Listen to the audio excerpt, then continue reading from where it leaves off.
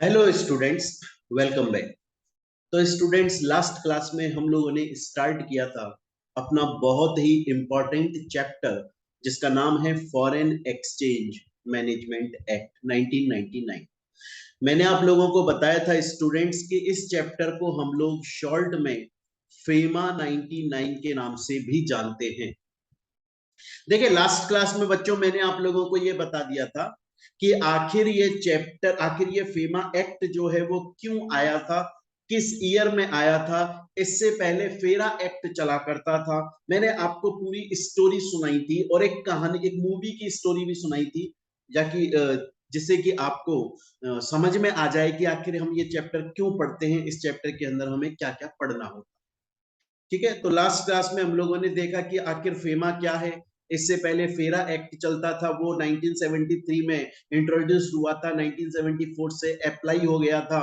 और लेकिन 1991 के बाद में जब एलपीजी रिफॉर्म्स आ गए, ग्लोबलाइजेशन आ गया, फॉरेन की कंट्रीज इंडिया में ट्रेड करने लगी, तब हमारे इंडिया को एक ऐसे एक्ट की जरूरत थी, एक ऐसे कानून की जरूरत थी जो कि ग्लोबलाइजेशन के नजरिए से बनाया गया हो। क्योंकि जो फेरा एक्ट 1974 में आया था वो ग्लोबलाइजेशन से पहले आया था। वो सिर्फ इंडिया के लोगों के ऊपर रूल्स रेगुलेशंस बनाता था। लेकिन ग्लोबलाइजेशन आ जाने के बाद में हमें एक ऐसे एक्ट की जरूरत थी जो कि सिर्फ इंडिया के ऊपर रूल्स रेगुलेशंस ना बनाता हो, बल्कि इंडिया और जो फॉरेन कंट्रीज है उन सबको मिलकर रूल्स रेगुलेशंस बनाता हो। एक कंप्लीट एक्ट की जरूरत थी, एक कंपैटिबल एक्ट की जरूरत थी। तो फेमा एक्ट लाया गया 1999। मैंने आपको यह भी बताया था कि अगर कोई भी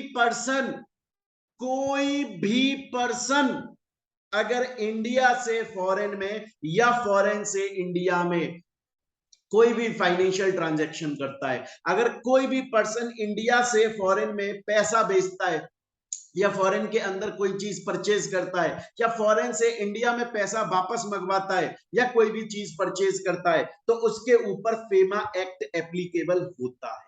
ये चीज भी हम लोगों ने पढ़ लिया था। हमने इसके ऑब्जेक्टिव्स पढ़ लिए थे, इसके हमने फीचर्स पढ़ लिए थे।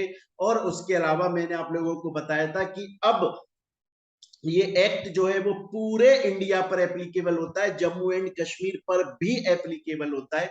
और इसके हमने कुछ बेनिफिट्स भी देखे। स्टूडेंट, यहां तक हम लोगों ने ऑलरेडी अपनी लास्ट क्लास में पढ़ लिया था।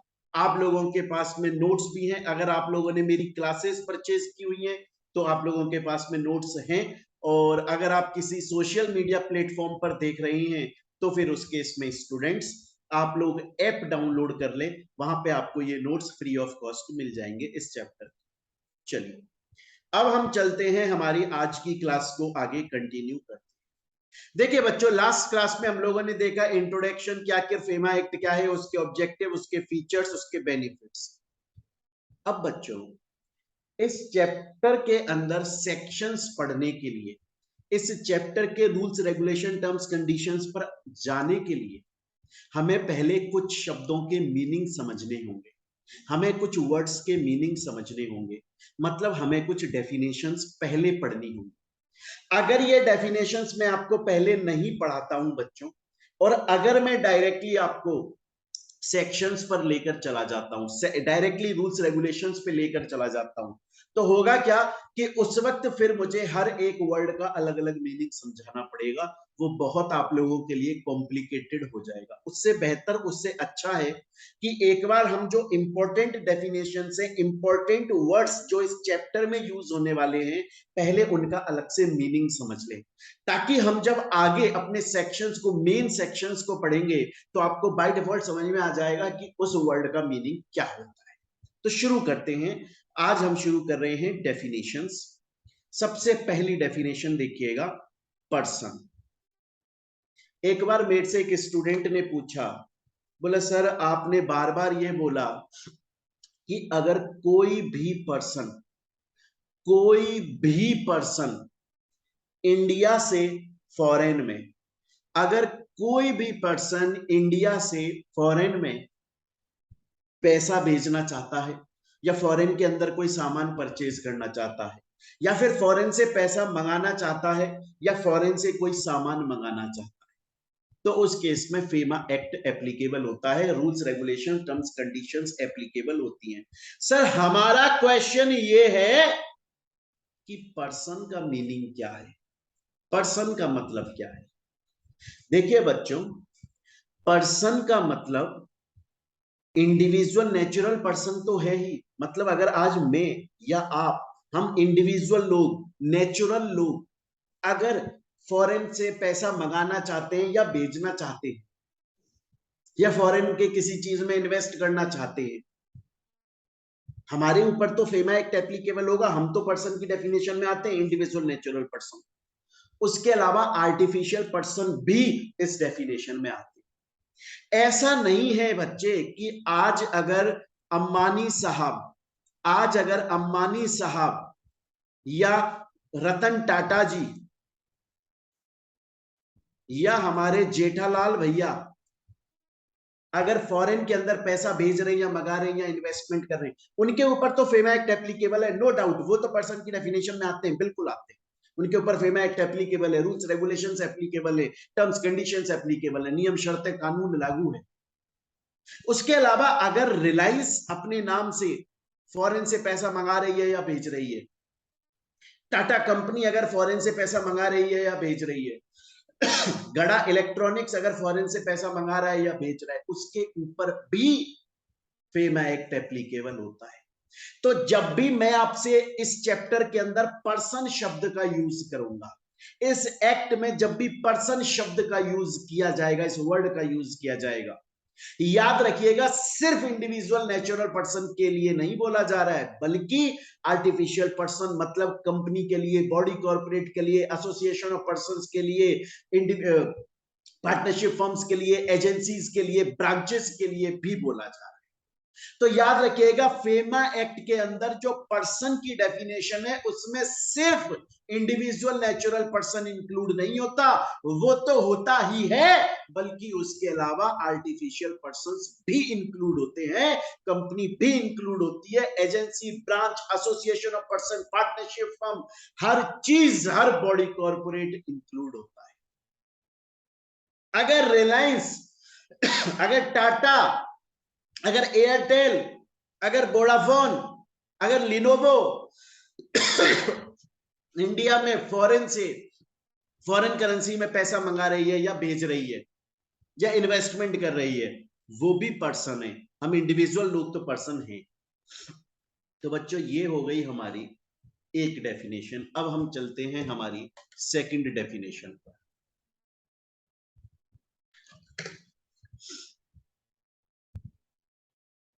अब आते हैं बच्चे हम सेकंड डेफिनेशन पे, और ये है पर्सन ऑफ इंडियन ओरिजिन। इसका मतलब क्या है, पहले मतलब समझिए। इसका मतलब ये है कि कोई पर्सन जो कि रहता अभी किसी दूसरी कंट्री में, कोई पर्सन जो कि रहता अभी किसी दूसरी कंट्री में है, लेकिन उसका ओरिजिन इंडिया में ही हुआ है। इसका मतलब कैसे?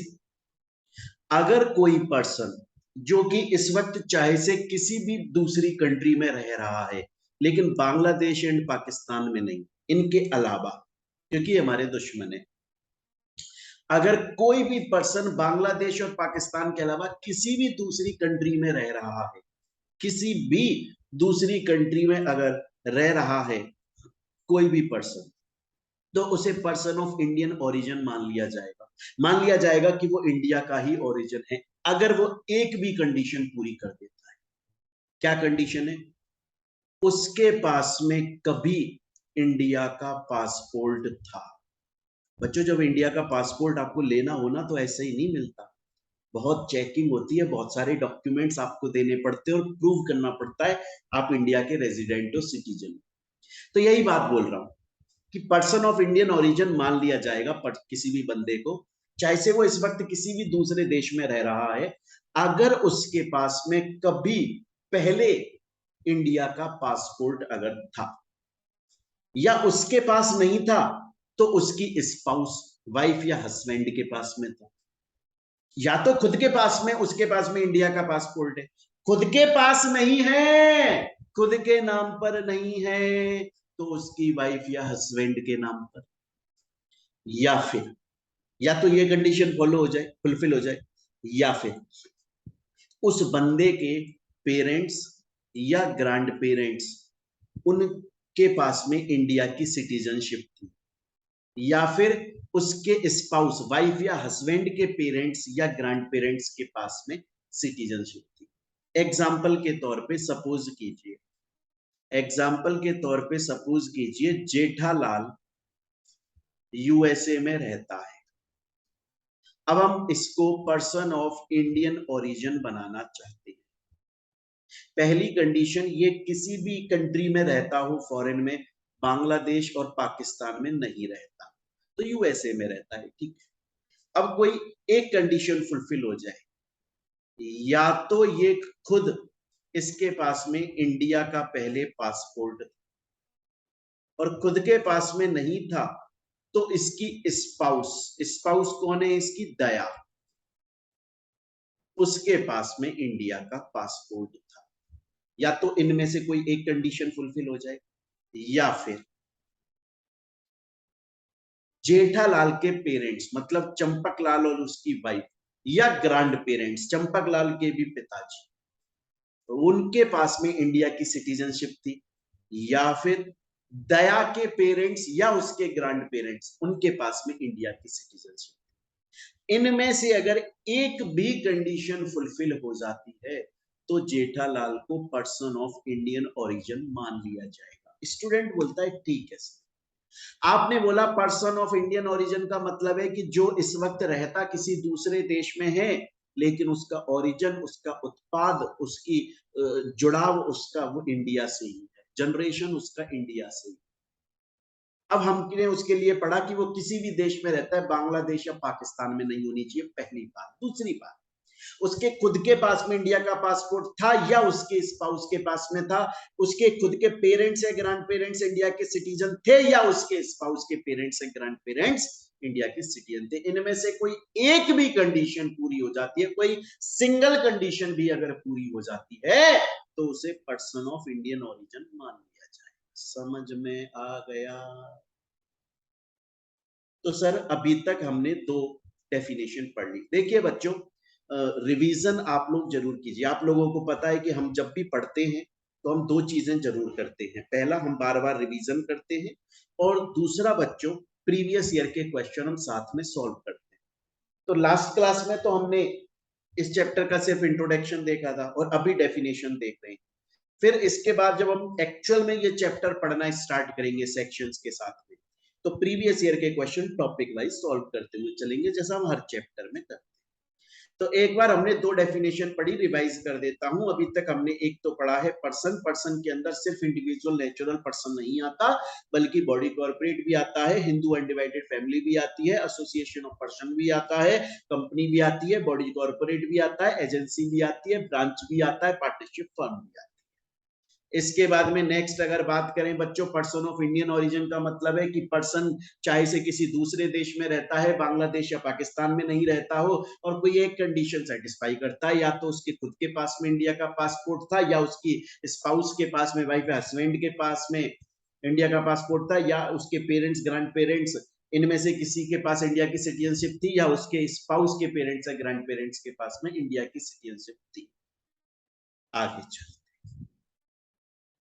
अच्छा एक मेरे से बहुत बार बच्चा ये बोलता है कि सर अगर मान लो कोई बंदा पर्सन ऑफ इंडियन ओरिजिन बन गया, इन कंडीशन में से किसी में फॉल हो गया, वो है पर्सन ऑफ इंडियन ओरिजिन, तो उससे होगा क्या? अरे क्या होगा वो आगे पढ़ाऊंगा ना मैं, जब सेक्शंस पढ़ेंगे तब समझेंगे ना कि क्या होगा, क्या फायदे मिलते हैं, क्या रेस्ट्रिक्शन है। अभी तो डेफिनेशन समझ लो कि होता कौन है, फिर आगे धीरे धीरे स्टेप बाय स्टेप समझेंगे।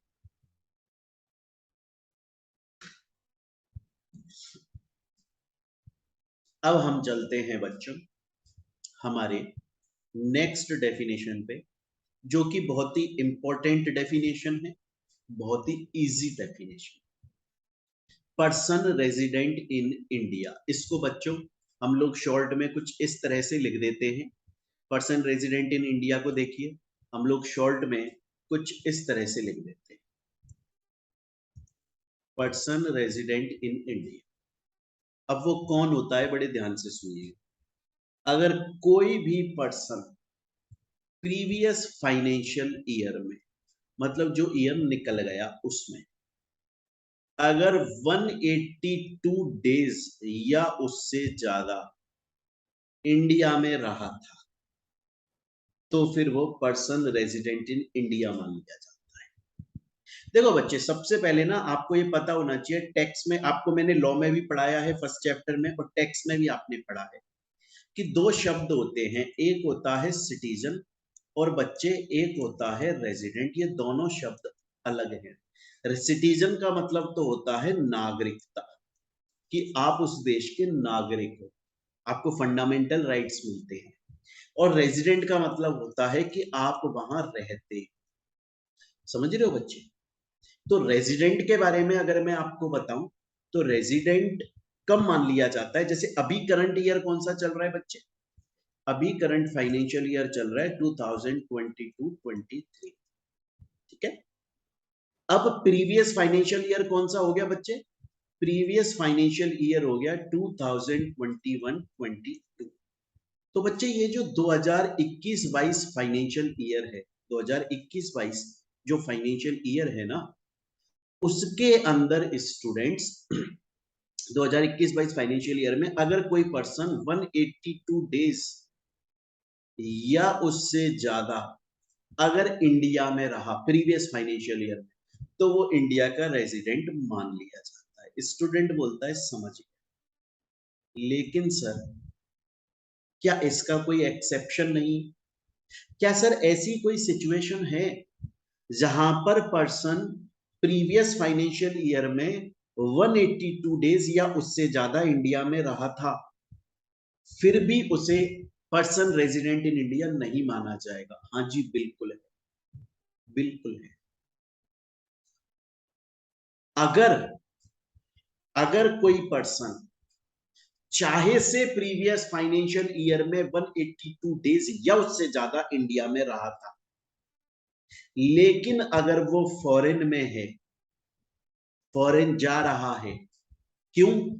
एम्प्लॉयमेंट, नौकरी लेने के लिए, या अपना बिजनेस सेटअप करने के लिए, या वेकेशन छुट्टियां मनाने के लिए, या और किसी पर्पज की वजह से अनसर्टेन पीरियड ऑफ टाइम के लिए जा रहा है, सर्टेन नहीं है वापस कब आएगा। अगर कोई पर्सन जो चाहे से प्रीवियस फाइनेंशियल ईयर में 182 डेज इंडिया में रहा था, लेकिन अगर अब वो इनमें से किसी भी पर्पज के लिए फॉरेन जा रहा है, नौकरी लेने के लिए जा रहा है, बिजनेस पर्पज के लिए जा रहा है, वेकेशन की वजह से जा रहा है, uncertain period of time, fix नहीं है वापस कब आएगा, अगर इसके लिए वो फॉरेन में जा रहा है, तो फिर उसको रेजिडेंट इन इंडिया नहीं माना जाता, चाहे से वो प्रीवियस फाइनेंशियल ईयर में 182 डेज रहा है। देखिए ये बात मैंने यहां एग्जाम्पल से भी समझाई है। ये है राहुल द्रविड़, ये प्रीवियस फाइनेंशियल ईयर में 220 डेज इंडिया में रहे थे, मतलब 100 डेज ज्यादा, 100 दिन ज्यादा। हमारी तो रिक्वायरमेंट कितनी है? 182 डेज, है ना? ये यहाँ पर इसमें मिस, थोड़ा सा मिस प्रिंट है, इसे सही कर लेंगे, नोट्स में सही है ये, है ना? 182 डेज और मोर है, ये मोर देन 182 डेज नहीं है। प्रीवियस फाइनेंशियल ईयर में 182 डेज या उससे ज्यादा आप इंडिया में अगर रहे। राहुल द्रविड़ तो 282 डेज रहा था, लेकिन वो बिजनेस के लिए फॉरेन में जा रहा है, तो फिर उसे पर्सन रेजिडेंट आउटसाइड इंडिया बोला जाएगा, इन इंडिया नहीं बोला जाएगा। या फिर दूसरा केस, युवराज सिंह, ये 190 डेज रहे थे, तो 182 डेज तो फुलफिल हो रहा है, लेकिन ये वेकेशन छुट्टियां मनाने के लिए फॉरेन में जा रहे हैं, तो इन्हें भी पीआरओआई बोला जाए। तो बच्चों अभी तक मैंने आप लोगों को दो डेफिनेशन पूरी पढ़ा दी, ये थर्ड खत्म नहीं हुई है, पर्सन रेजिडेंट इन इंडिया में अभी और पढ़ाऊंगा मैं आपको।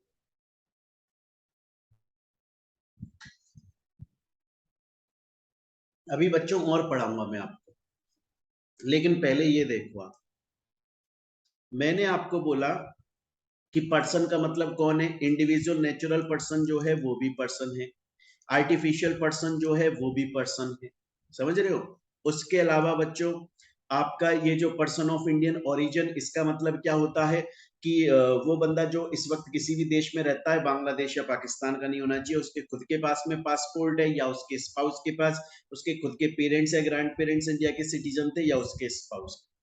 उसके बाद में पर्सन रेजिडेंट इन इंडिया, अगर प्रीवियस फाइनेंशियल ईयर में 182 डेज या उससे ज्यादा इंडिया में रहे हो, लेकिन अगर इनमें से किसी भी पर्पज के लिए इंडिया से बाहर जा रहे हो तो फिर आपकी 182 डेज वाली काम भी नहीं आएगी, तब भी आप रेजिडेंट नहीं माने जाते। लेकिन बच्चे बड़े ध्यान से सुना, इंडिया का रहने वाला, इंडिया का बंदा इंडिया से बाहर जा रहा है इनमें से किसी भी पर्पज के लिए, तो उसे रेजिडेंट नहीं मानते। लेकिन बाहर का बंदा, फॉरेन का बंदा इंडिया में आ रहा है, इनमें से किसी भी पर्पज के लिए उसे रेजिडेंट मान लेते हैं। बहुत ध्यान से सुनो, बहुत ध्यान से सुनो। देखो मैं आपसे क्या बोल रहा हूं, मैं आपसे बोल रहा हूं कि एक तरफ है राहुल द्रविड़ और एक तरफ है कौन, कोई दूसरा ले लो, कौन सा अच्छा प्लेयर है आपका, रिकी पॉन्टिंग, जानते हो ना रिकी पॉन्टिंग, वो ऑस्ट्रेलिया का था पहले, बहुत अच्छा क्रिकेटर था। राहुल द्रविड़ अगर इनमें से किसी भी पर्पज के लिए जा रहा है तो उसे पर्सन रेजिडेंट इन इंडिया नहीं माना जाएगा।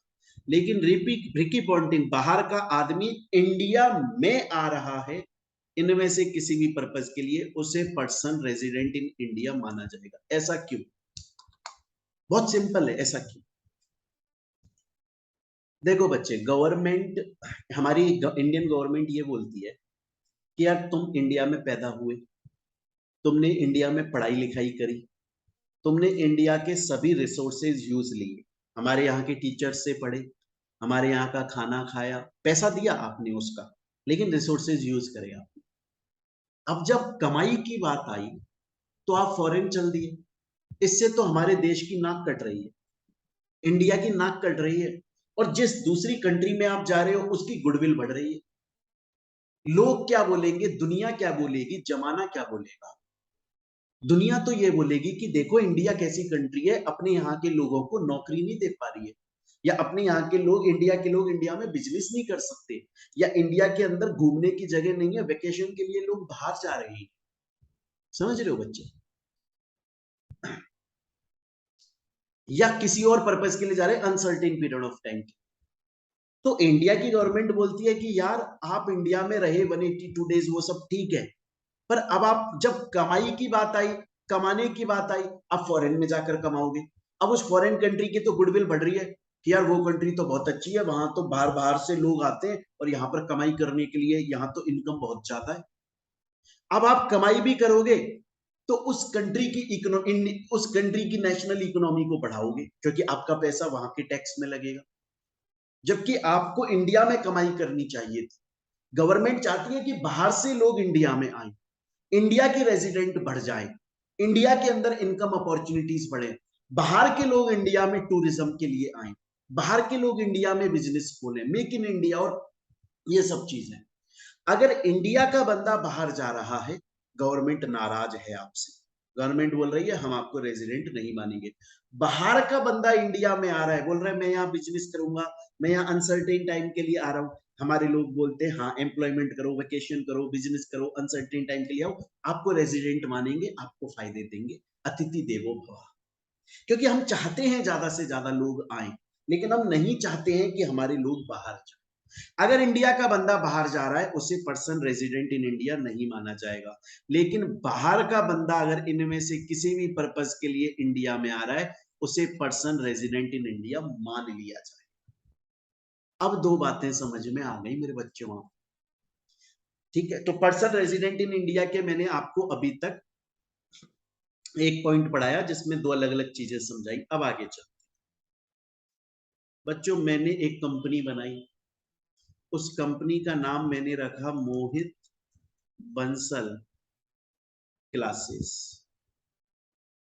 ये मैंने अपनी कंपनी का नाम रख दिया मेरे बच्चों, मोहित बंसल क्लासेस। अब मैं आपसे ये बोल रहा हूं कि ये जो मैंने मेरी कंपनी का नाम रखा है मोहित बंसल क्लासेस, ये कहाँ इनकॉर्पोरेट करी मैंने? इंडिया में। तो ये क्या बोली जाएगी? पर्सन रेजिडेंट इन इंडिया, क्योंकि पर्सन का मतलब तो मैंने पहले ही बताया था, सिर्फ इंडिविजुअल नहीं, आर्टिफिशियल भी होता है।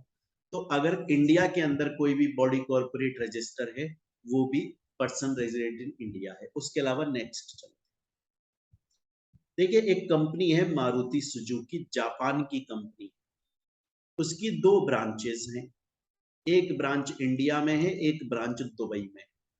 लेकिन दुबई वाली ब्रांच को इंडिया कंट्रोल करता है, तो जो ब्रांच दुबई में है उसको भी पर्सन रेजिडेंट इन इंडिया माना जाए। मैं दोबारा से बोलता हूं, एक ब्रांच है जो कि फॉरेन के अंदर है, कहां? दुबई में, लेकिन उसको कंट्रोल कौन कर रहा है? इंडिया का बंदा, इंडिया का पर्सन कंट्रोल कर रहा है।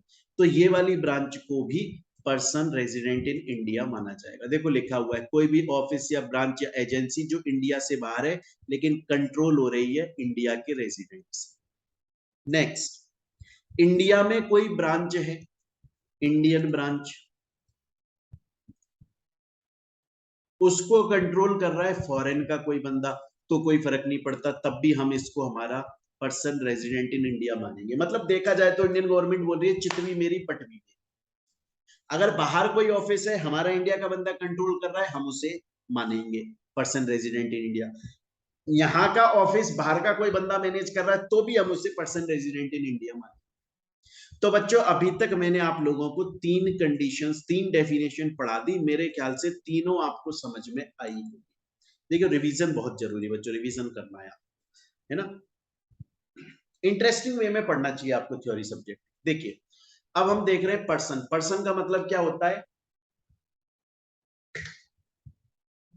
कोई भी इंडिविजुअल पर्सन या आर्टिफिशियल पर्सन, सब लोग पर्सन की डेफिनेशन में इंक्लूड होते हैं। इसके बाद में नेक्स्ट बात करें, पर्सन ऑफ इंडियन ओरिजिन।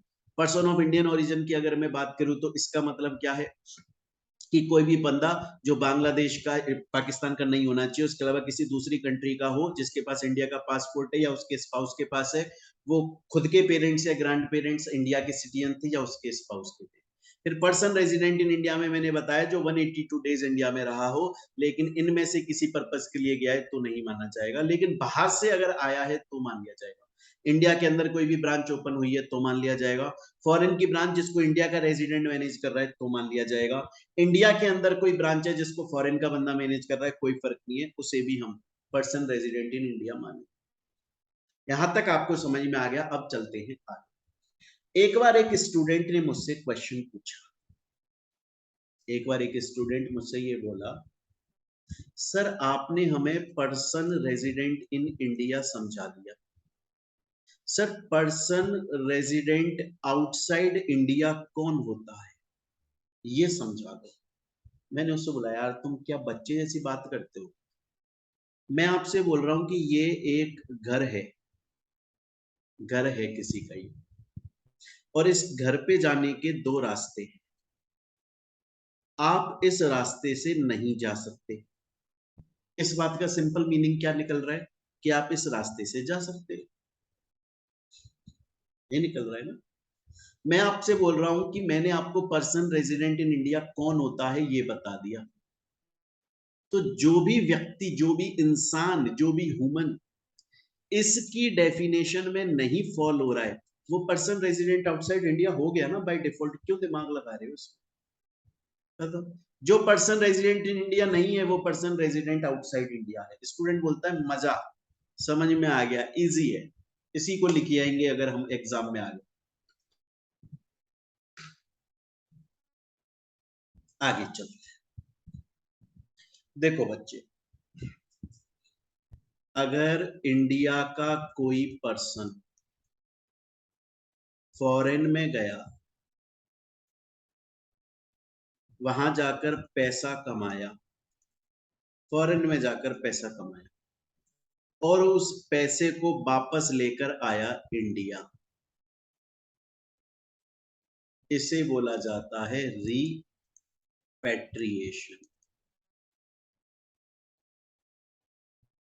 कोई इंसान, इंडिया का इंसान फॉरेन में गया, वहां पैसा कमाया, वहां से उस पैसे को वापस इंडिया में लाया, इसे रिपेट्रिएशन बोला जाता है। एग्जाम्पल के तौर, एक बार की बात है, जेठालाल को ऐसा सपना आया कि यार मैं तो यहाँ मुंबई में इंडिया में रह गया एक गड़ा इलेक्ट्रॉनिक्स नाम की शॉप पर, मेरा टप्पू तो पढ़ लिख के बड़ा आदमी बने, अच्छा खासा किसी कंपनी में जॉब करे। उसके लिए जेठालाल ने टप्पू को अमेरिका भेज दिया, यूएसए। बोला यार तू बेटे वहां जा, मेहनत कर, अच्छी खासी नौकरी कर, अच्छी पोजीशन पे बैठ, मेरी तरह दुकान मत चला। टप्पू यूएसए गया, यूएसए में उसे जॉब मिल गई, वहां पर वो काम करने लगा और उसने अच्छा खासा पैसा कमाया फॉरेन करेंसी में, डॉलर्स में, अमेरिकन करेंसी में। लेकिन उसे ऐसा लगा, क्योंकि वो अच्छा लड़का है, गोकुलधाम सोसाइटी का बच्चा है, उसको ऐसा लगा कि यार मैंने पैसा कमा लिया, यार मैंने जो पैसा कमाया है वो मेरे मम्मी पापा को बेचता हूँ, दादा दादी को बेचता हूँ, जिससे वो लोग पैसे की कमी ना हो उनके पास में और वो लोग भी थोड़ा एंजॉय करें। मेरी ड्यूटी बनती है कि मैं अपने घर वालों का ध्यान रखूं। तो टप्पू ने पैसा अपने पापा को भेज दिया, इसे बोलते हैं रिपेट्रिएशन। मतलब इंडिया का बंदा फॉरेन गया, वहां से पैसा कमाया, पैसा कमाकर इंडिया में वापस लाया, दैट इज रिपेट्रिएशन। समझ में आया? हम इस चैप्टर में पढ़ेंगे कि प्रोसेस क्या होता है, कितना पैसा आ सकता है, क्या कंडीशंस होती है, वो हम आगे पढ़ेंगे। अभी सिर्फ डेफिनेशंस। स्टूडेंट बोलता है समझ गया सर, और आपने जो इससे पहले वाली क्लास ली थी उसमें भी बताया था, आपने आपने हमको ये बताया था कि अगर कोई भी इंडिया का आदमी फॉरेन में पैसा भेजना चाहता है या फॉरेन में कोई भी ट्रांजैक्शन करना चाहता है तो गवर्नमेंट रूट से करेगा। गवर्नमेंट रूट का मतलब होता है, गवर्नमेंट ने बता रहा है कि अगर कोई भी पर्सन फॉरेन के अंदर पैसा भेजना चाहता है, फॉरेन करेंसी में पैसा भेजना चाहता है, तो उसे चेंज करना पड़ेगा करेंसी। आज जब टप्पू इंडिया से फॉरेन में यूएसए में पढ़ने गया तो गांधी जी रुपया लेकर थोड़ी ना गया, डॉलर लेकर गया। तो उसने वो करेंसी चेंज करवाई ना, किससे करवाई? ऑथोराइज गवर्नमेंट रूप से। गवर्नमेंट ने कुछ बैंक्स को, कुछ फाइनेंशियल इंस्टीट्यूशंस को ये पावर दे दी है, आरबीआई बैंक को पावर दे दी है कि आप लोगों के ब्याह पे उनका पैसा भेज सकते हो या उन्हें करेंसी चेंज करके दे सकते हो। हम उन्हें ऑथोराइज्ड डीलर बोलते हैं। क्या बोलते हैं? ऑथोराइज्ड डीलर, फेमा एक्ट के अंदर वो लोग होते हैं जिनको गवर्नमेंट ने ऑथोराइज किया है कि आप लोगों का पैसा फॉरेन में भेज देना या करेंसी चेंज करवा देना। अगर कोई भी पर्सन फॉरेन में जाना चाहता है, फॉरेन में पैसा भेजना चाहता है, फॉरेन करेंसी में कन्वर्ट कराना चाहता है, उसे उन ऑथोराइज डीलर गवर्नमेंट रूट से ही करवाना चाहिए। लेकिन कुछ लोग ऐसे होते हैं जो गवर्नमेंट रूट से नहीं जाते, बल्कि पर्सनली कुछ प्राइवेट लोगों से चले जाते हैं। ये इलीगल है, इसे हवाला ट्रांजैक्शन बोलते हैं, ये गलत है, ऐसा अलाउड नहीं है, ऐसा नहीं होना चाहिए। आ रही है मेरी बात यहां तक समझ में? तो ये है आपका गवर्नमेंट रूट। ये मैं आपको लास्ट क्लास में बहुत डिटेल में समझा चुका हूं, आपको मूवी की कहानी सुनाई थी नाना पाटेकर साहब की।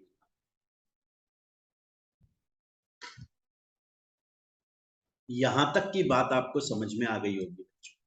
इसके बाद में आ जाते हैं नेक्स्ट। ये आपको एक एफआईपी भी दिया हुआ है, ये छोड़ो, ये हट चुका है 2017 में। नेक्स्ट आता है फॉरेन एक्सचेंज की डेफिनेशन। बच्चों फॉरेन एक्सचेंज की डेफिनेशन बहुत इंपॉर्टेंट डेफिनेशन है। इसमें समझाने लायक कुछ ज्यादा होता नहीं है, लेकिन आपको लर्न करना है।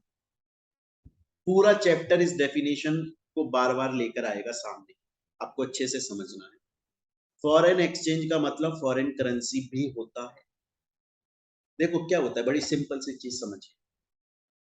मैं इंडिया में बैठा हूं, कोई बंदा यूएसए में, कोई चाइना में, कोई जापान में, कोई यूरोप में, लंदन में। मेरे और उनके बीच में कोई ट्रांजैक्शन हुआ, मैंने उनसे कुछ खरीदा या उन्होंने मुझसे कुछ खरीदा, तो अब मुझे, मैंने खरीदा तो मैं उनको पैसा पेमेंट करूंगा उनकी करेंसी में, तो वो फॉरेन एक्सचेंज है। मैंने उनको फॉरेन करेंसी में, ये फॉरेन करेंसी मैंने उनको दे दी, ये फॉरेन एक्सचेंज है। एक होता है कि मैंने अभी उनको पैसा नहीं दिया, बट मैंने उनके नाम पे कोई चेक बना दिया, ट्रेवलर्स चेक, या मैंने ड्राफ्ट बना दिया, या मैंने बिल ऑफ एक्सचेंज बना दिया। तो किसने बनाया? मैंने। तो कहाँ पे ड्रॉ हुआ वो डॉक्यूमेंट? इंडिया में, क्योंकि मैं इंडिया में रहता हूँ। सपोज कीजिए मैंने ये वाटर बोतल यूएसए से खरीदी, अमेरिका से, पानी बोतल खरीदी मैंने अमेरिका से। अब मुझे अमेरिका वाले को पैसा पे करना है, तो या तो मैंने उसे पैसा दे दिया, ये फॉरेन करेंसी, इसको भी फॉरेन एक्सचेंज बोला जाएगा, या फिर मैंने अभी पैसा नहीं दिया, मैंने उससे बोला कि यार इस बोतल का पैसा मैं आपको ऐसे करेंसी में नहीं दे सकता, आपको चेक दे देता हूं, वो चेक भी फॉरेन एक्सचेंज माना जाएगा। या फिर मैंने उनको कोई बिल ऑफ एक्सचेंज दे दिया, प्रोमिसरी नोट समथिंग, वो भी माना जाएगा।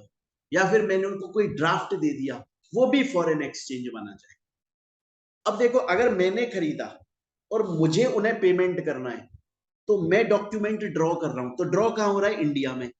पेबल कौन सी करेंसी में होगा? फॉरेन करेंसी में। अगर उन लोगों ने मुझसे सामान खरीदा, तो वो लोग मुझे या तो फॉरेन करेंसी दे दें, या वो लोग मेरे नाम पे कोई डॉक्यूमेंट ड्रॉ कर दें। तो वो ड्रॉ करेंगे तो कहां पे ड्रॉ होगा? उनकी कंट्री में ड्रॉ होगा, वो वहीं पे बनाएंगे ना बैठे बैठे। तो ड्रॉ हो रहा है फॉरेन कंट्री में, पेबल होगा मुझे इंडियन करेंसी। तो इसीलिए ये डेफिनेशन यहाँ पे ना, सेकंड और थर्ड पॉइंट में आप कंफ्यूज मत होइएगा। देखिए कि अगर कोई भी cheque, letter of credit, bill of exchange, कोई भी चीज मैंने इंडियन में अगर ड्रॉ किया है, तो मैं फॉरेन करेंसी में पेबल हूं, और अगर फॉरेन में उसे ड्रॉ किया गया है, तो फिर वो इंडियन करेंसी में पेबल। क्लियर है ये चीज? सिंपल। मैं और एग्जांपल से समझा देता हूं इसी बात को। एक सपोज कीजिए मैं मोहित बंसल, और मैंने टॉम क्रूज से कोई सामान परचेज किया, तो मैं परचेजर हूं, ये बायर हूं मैं, मैंने सामान परचेज किया और ये सेलर है। तो मैं इसको या तो फॉरेन करेंसी में पैसा दे दूंगा, तो वो फॉरेन एक्सचेंज है, या फिर मैं इसके नाम पे कोई बिल ऑफ एक्सचेंज ड्रॉ कर देता हूं। तो ड्रॉ कौन कर रहा है? मोहित बंसल। तो ड्रॉ हो रहा है इंडिया में, लेकिन पेबल होगा फॉरेन करेंसी में, या उल्टा। क्लियर है? तो बच्चों, अभी तक हमने जो डेफिनेशन पढ़ी उनको रिवाइज कर, रिवीजन इज द की। अगर आप थ्योरी सब्जेक्ट पढ़ रहे हैं तो रिवीजन करो। देखिए, मैंने डेफिनेशन के अंदर मैंने आपको बताया पर्सन का मतलब क्या होता है। पर्सन का मतलब होता है कि इंडिविजुअल पर्सन, नेचुरल पर्सन, या HUF, हिंदू अनडिवाइडेड फैमिली, या आर्टिफिशियल पर्सन, सब लोग person. Person of Indian origin के अंदर मैंने बताया को बंदा किसी भी कंट्री में रहता हो, बांग्लादेश या पाकिस्तान में नहीं रहना चाहिए, उसके पास इंडिया का पासपोर्ट था, या उसके स्पाउस के पास में था, उसके खुद के पेरेंट्स या ग्रैंड पेरेंट्स इंडिया के सिटीजन थे, या उसके स्पाउस के। Next, person resident in India में, अगर बंदा प्रीवियस ईयर में 182 या उससे ज्यादा दिन इंडिया में रहा है, लेकिन अगर वो वेकेशन के लिए या एम्प्लॉयमेंट के लिए या बिजनेस के लिए या अनसर्टेन टाइम के लिए बाहर गया, तो नहीं माना जाएगा। बाहर का बंदा इनमें से किसी भी पर्पस के लिए आया तो माना जाएगा। इंडिया में कोई बॉडी कॉर्पोरेट इनकॉर्पोरेट हुआ तो माना जाएगा। फॉरेन की कोई ब्रांच है जिसे इंडिया का रेजिडेंट कंट्रोल कर रहा है तो माना जाएगा। इंडिया की कोई ब्रांच है जिसे फॉरेन का बंदा मैनेज कर रहा है, तो भी उसे इंडिया का रेजिडेंट माना जाएगा। Next, person resident outside India, जो रेजिडेंट इन इंडिया में नहीं आता वो आउटसाइड इंडिया है। रिपेट्रिएट, बंदा इंडिया का फॉरेन गया, पैसा कमाया, पैसा वापस इंडिया में ला। उसके बाद में नेक्स्ट, गवर्नमेंट रूल्स, जब भी फॉरेन फेमा के अंदर डीलिंग करोगे, फॉर फाइनेंशियल ट्रांजैक्शन करोगे, फॉरेन एक्सचेंज में डील करोगे, हमेशा गवर्नमेंट रूट से करोगे, ऑथराइज डीलर के थ्रू करोगे। उसके बाद में फॉरेन एक्सचेंज, फॉरेन करेंसी या कोई भी डॉक्यूमेंट, उसे फॉरेन एक्सचेंज बोलते हैं। अब बच्चों, लास्ट डेफिनेशन आ जाती है, ये इंपॉर्टेंट डेफिनेशन है। हम इंपॉर्टेंट डेफिनेशंस पढ़ रहे थे, तो ये लास्ट वाली,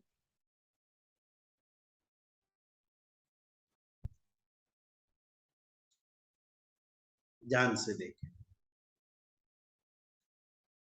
फॉरेन करेंसी कन्वर्टेबल बॉन्ड।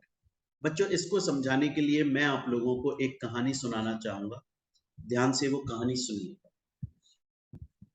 ये है नयनतारा, ये साउथ की बहुत बड़ी एक्ट्रेस है और ये है मोहित बंसल सर। ये नयनतारा मेरी फ्रेंड है और इनको पता है कि मुझे कंपनी लॉ की नॉलेज है। तो इन्होंने एक दिन मुझसे बोला, बोला मोहित ये foreign currency convertible bond FCCB ये क्या होता है। मैंने इनसे बोला कि यार देखो नयनतारा, इंडिया की कंपनी फॉरेन की करेंसी में पैसा कमाना चाहती है और फॉरेन की करेंसी में पैसे कमाने के तरीके भी बहुत सारे होते हैं। उन बहुत सारे तरीकों में से एक तरीका ये फॉरेन करेंसी कन्वर्टेबल बॉन्ड भी होता है। नयनतारा बोली डिटेल में समझाओ एग्जांपल देकर। मैंने उनको बोला कि देखो एक बार की बात है, रिलायंस कंपनी की एक बोर्ड ऑफ डायरेक्टर साथ में बैठे थे और आपस में बातचीत कर रहे थे, बोर्ड मीटिंग टाइप चल रही थी। तो एक डायरेक्टर बोला, बोला यार बोर हो गए हम। बोला किस बात से बोर हो गए।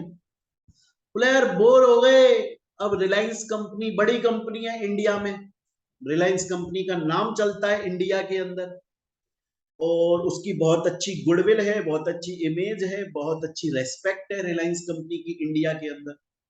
तो रिलायंस कंपनी इशू लेकर आती है, रिलायंस कंपनी अपने इक्विटी शेयर्स मार्केट में इशू करती है, क्योंकि कंपनी की गुडविल ज्यादा है तो लोग परचेज कर लेते हैं, कंपनी पैसा कमा लेती है। और ये सालों से चला आ रहा है, ईयर्स, बहुत सारे टाइम से यही चला आ रहा है। कंपनी इशू ला रही है, लोग खरीद रहे, पैसा कमा रही है, कंपनी इशू ला रही है, लोग खरीद रहे, पैसा कमा रही है। बोर हो गए यार, अब तो बोर हो गए, यही चला जा रहा है, यही चला जा रहा है। कुछ नया हो तो आया, तो आए मजा। बोले मजा तो तब आए जब रिलायंस कंपनी के इक्विटी शेयर्स उनको हम फॉरेन में इशू करें, फॉरेन के लोगों को इशू करें, फॉरेन की करेंसी में इशू करें और फॉरेन की करेंसी में पैसा कमाएं। मजा तो तब आए। समझ रहे हो इस चीज को। तो बच्चों, इसी तरह से इंडिया की कंपनी अपने इक्विटी शेयर्स को फॉरेन के अंदर जाकर फॉरेन के लोगों को फॉरेन की करेंसी में इशू करती है, अलग अलग नाम से। कभी उसको डिपॉजिटरी रिसिप्ट बोल देते हैं, कभी उसको बॉन्ड बोल देते हैं, क्योंकि बॉन्ड डेट और इक्विटी शेयर्स का मिक्सचर होता है। आपको मैं बहुत डिटेल में बच्चों इसलिए नहीं समझा रहा हूं क्योंकि आप CMA के स्टूडेंट हो। अगर आप CS कंपनी सेक्रेटरी कोर्स कर रहे होते फिर तो आपको एक सब्जेक्ट इसके बारे में अलग से पढ़ना पड़ता, पूरा सब्जेक्ट पढ़ना पड़ता। पर आपके लिए ये इतना इंपॉर्टेंट है नहीं, इसलिए मैं आपको सिर्फ कॉन्सेप्ट समझा रहा हूँ, बहुत इंटरनल नहीं जा रहा, वैसे इतना बड़ा कोर्स है। तो क्या होता है बच्चों की, कंपनीज को जब फॉरेन करेंसी में पैसा कमाना होता है तो वो अपनी इक्विटी शेयर्स को फॉरेन के अंदर फॉरेन के लोगों को फॉरेन करेंसी में इशू करते हैं, एक पर्टिकुलर टाइम के लिए इशू करते हैं। लेट्स से फॉर एग्जांपल 5 साल के लिए इशू कर दिया, तो 5 साल के लिए इशू हो गया ना, 5 साल बाद वो मैच्योर हो जाएगा।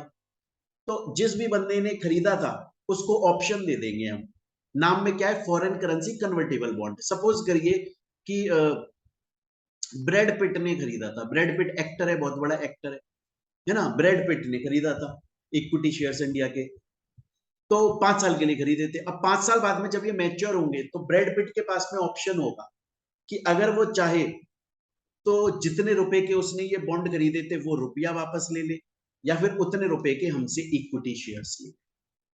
समझ रहे, फॉरेन करेंसी कन्वर्टेबल बॉन्ड, आप इतना समझ लीजिए, ये जो फॉरेन करेंसी कन्वर्टेबल बॉन्ड है ये एक तरह की सिक्योरिटी होती है, एक तरह की सिक्योरिटीज होती हैं जिनको इंडिया की कंपनी इशू करती है, फॉरेन की करेंसी में इशू करती है, फॉरेन के लोगों को इशू करती है और एक पर्टिकुलर टाइम के लिए इशू किया जाता है, उसके बाद में ये मैच्योर हो जाते हैं। और जब ये मैच्योर हो जाते हैं तो सामने वाले के पास में ऑप्शन होता है कन्वर्ट करने का, अगर वो चाहे तो अपना पैसा वापस ले ले या फिर उतने अमाउंट के इक्विटी शेयर्स ले। तो बच्चों इस कहानी से आपको ये पूरी बात समझ में आई हो। ये मैंने यहाँ पर एग्जैक्टली लिखा हुआ है, देखो इंडियन कंपनी चाहे तो अपने इक्विटी शेयर्स को फॉरेन कंट्री में, फॉरेन करेंसी में, फॉरेन के लोगों को इश्यू कर सकती है, डिपॉजिटरी रिसिप्ट की तरह, या फॉरेन करेंसी कन्वर्टेबल बॉन्ड, या और एक और होते हैं फॉरेन करेंसी एक्सचेंजेबल बॉन्ड, उनके लिए भी कर सकती है। तो यहां तक आपको समझ में आए। तो बच्चों आज की क्लास में हम लोगों ने इस चैप्टर की डेफिनेशंस कंप्लीट कर ली। आ रही बात समझ में? नोट्स के लिए मैंने आपको बताया, अगर आपने क्लासेस परचेज की हुई हैं तो आपके पास में मेरी बुक्स ऑलरेडी पहुंच ही चुकी हैं। और अगर आप सोशल मीडिया प्लेटफॉर्म पर देख रहे हैं तो इस चैप्टर के फ्री नोट्स आप लोगों को मिल जाएंगे। कहां पर? हमारे ऐप पर। ऐप को डाउनलोड कर लें, वीडियो के डिस्क्रिप्शन में भी लिंक दिया गया है, या चाहें तो आप डायरेक्टली गूगल प्ले स्टोर पर जाकर टाइप कर दें मोहित बंसल क्लासेस, इस ये लोगो आ जाएगा, वो डाउनलोड कर। बच्चों अगर क्लासेस परचेज करनी है आपको तो आप प्ले स्टोर से हमारा ऐप डाउनलोड करके वहां से भी डायरेक्टली परचेज कर सकते हैं, या गूगल ड्राइव पर भी परचेज कर सकते हैं इस नंबर पे कांटेक्ट करके। बहुत ही नॉमिनल फीस में हमारी क्लासेस आपको मिलती है, प्लस आपको नोट्स मिलते हैं घर पे।